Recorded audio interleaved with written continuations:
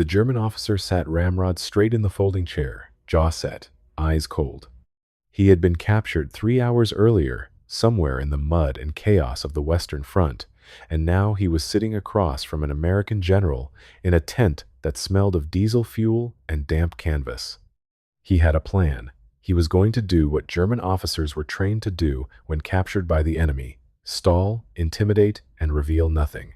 He looked across the table at the American, this loud, profane, theatrical soldier in the polished helmet and ivory-handled revolvers, and he made a calculation. He thought he could break him. He was wrong about almost everything. What happened in that tent, and in dozens of similar confrontations across the European theater, reveals something that military historians have spent decades trying to fully understand. George S. Patton wasn't just a general who won battles. He was a psychological force, a man so precisely constructed for war that even his enemies found themselves disoriented in his presence. But here's the question that actually matters. Why? What made Patton so uniquely unbreakable that captured officers, trained in the art of psychological resistance, walked away shaken? And what does the answer tell us about the nature of command itself? To understand that, you have to go back much further than World War II. You have to go back to a boy in California who couldn't read. George Smith Patton, Jr. was born on the 11th of November, 1885, in San Gabriel, California, into a family that practically breathed military history. His grandfather had died, leading a Confederate charge at the Third Battle of Winchester. His father read him Caesar's Gallic Wars aloud at the dinner table. The walls of the family home were lined with portraits of men in uniform, men who had died in uniform, men who had considered dying in uniform the highest possible honor. Patton absorbed all of this before he could decode a single word on a printed page. That last part is critical. Patton was almost certainly dyslexic, though the term didn't exist in his childhood. He didn't learn to read until he was 12 years old. For a boy obsessed with military glory, surrounded by books he couldn't open, that gap between ambition and ability forged something in him. It created a hunger that most people never develop, because most people never have to fight that hard just to enter the room. By the time he finally read those histories, he didn't just read them. He memorized them. He inhabited them. Julius Caesar wasn't a historical figure to Patton, he was a colleague. This is where the first open loop closes, just a little. The German officer in that tent was trying to intimidate a man who had spent 60 years constructing himself into a weapon. You don't rattle a weapon by staring at it. Patton entered West Point in 1904 and immediately distinguished himself not by being brilliant, but by being relentless. He failed his first year and had to repeat it. He graduated in 1909. Ranked 46th out of 103 cadets. Not a prodigy, not the top of his class. But what his classmates remembered about him wasn't his grades, it was the intensity. One classmate described him as, "the only man I ever knew who could make you feel, just by walking into a room, that something important was about to happen."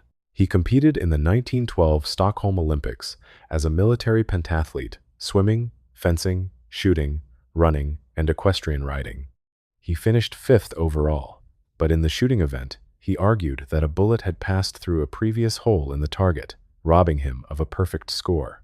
Whether he was right or wrong almost doesn't matter. What matters is that he stood in front of the Olympic judges and made his case without flinching. That was Patton at 26. That was Patton at 60. Now here's where it gets genuinely strange.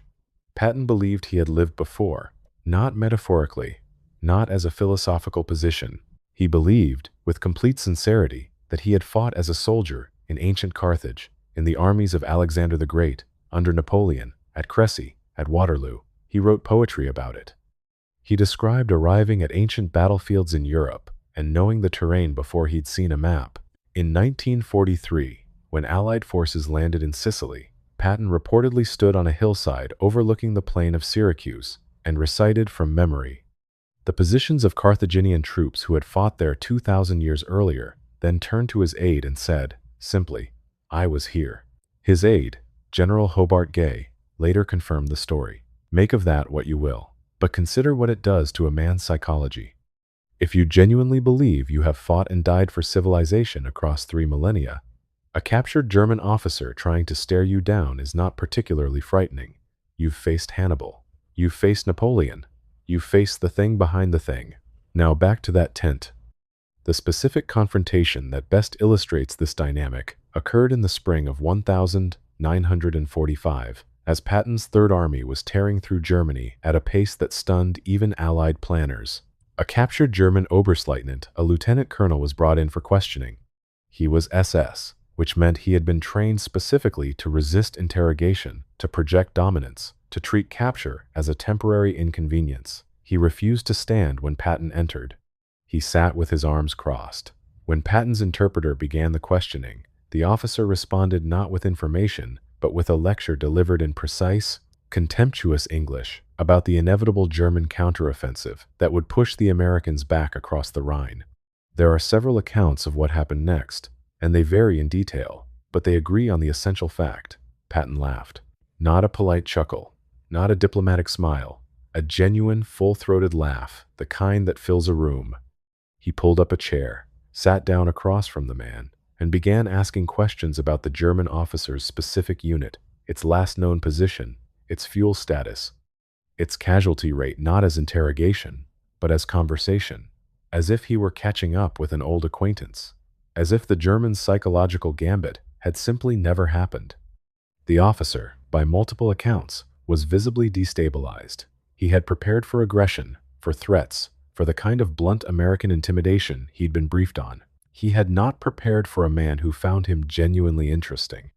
Within 20 minutes, the conversation had shifted. The German was answering questions, not because he had been broken in the traditional sense, but because Patton had simply refused to play the game the officer had prepared for. He changed the rules of the room without announcing that he was doing it. This is the thing about Patton that his enemies consistently underestimated. They prepared for the theatrical version, the swearing, the slapping, the speeches, the ivory-handled revolvers. They got that, sometimes. But underneath the theater was a man of genuine, formidable intellect. He spoke French fluently. He had read more military history than most professional historians.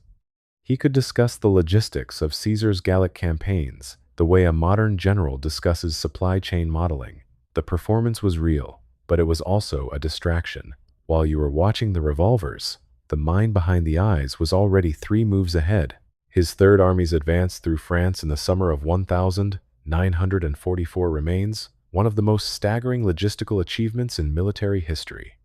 Between August 1st and the 25th of August 1944, the Third Army advanced over 400 miles, liberated more than 10,000 square miles of French territory, and took approximately 16,000 German prisoners, all while being deliberately starved of fuel by Allied High Command, who were prioritizing Montgomery's operation in the north.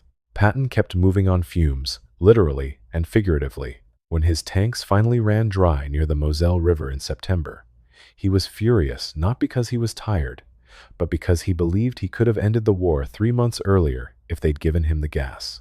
Military analysts who have studied that period largely agree with him, which brings us to the deeper question, the one that the German officer in the tent was unknowingly asking with his crossed arms and his contemptuous posture. What is command, really? What is it that makes one human being capable of bending circumstances and other human beings to their will? Here's a thought. Think of command presence the way you'd think about gravity. You can't see gravity, you can't touch it. But walk into a room where it's stronger than expected, and your body knows it immediately. Something in your posture changes, something in your voice drops. You become more careful about where you put your feet. Patton generated that kind of gravity. His staff officers described it. His enemies described it.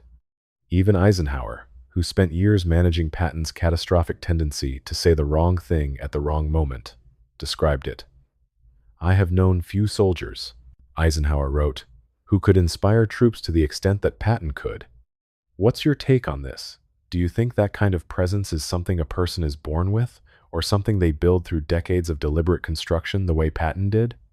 Leave your answer below, because the responses to that question are genuinely fascinating, and people's answers tend to reveal a lot about how they think about leadership. The slapping incident of August 1943 is worth addressing directly, because it almost ended everything. At the 93rd Evacuation Hospital in Sicily, Patton encountered Private Charles Cool, a soldier being treated for what was then called battle fatigue, what we would now recognize as combat stress reaction or acute PTSD. Patton slapped him, called him a coward, and ordered him back to the front. He did it again, 1 week later, to Private Paul Bennett at the 15th Evacuation Hospital. The incidents were reported by journalist Drew Pearson in November 1943, and the public reaction was immediate and volcanic.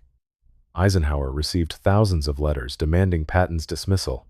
Congress debated it. For approximately 4 months, Patton's career hung by a thread so thin you could see light through it. Eisenhower kept him, not out of sentiment, but out of cold, strategic calculation. He knew something that the public didn't yet know.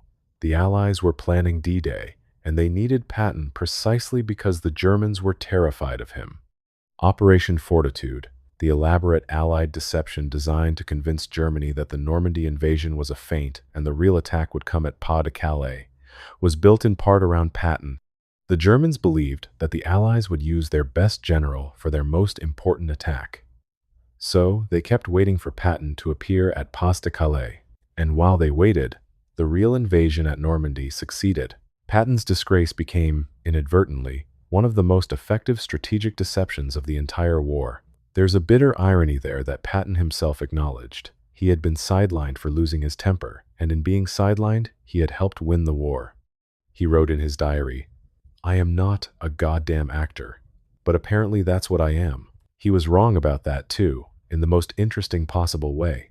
He was an actor and a general simultaneously, and he was brilliant at both, and he could never fully separate the two, which was both his greatest strength and the thing that kept getting him into trouble.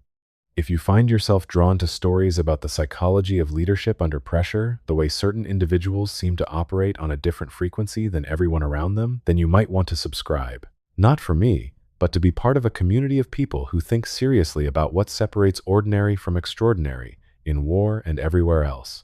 The German officer who tried to stare down Patton in that tent was eventually transferred to a prisoner of war camp in the United States. There's no record of what he said when he arrived, or what he told the other prisoners about the American general.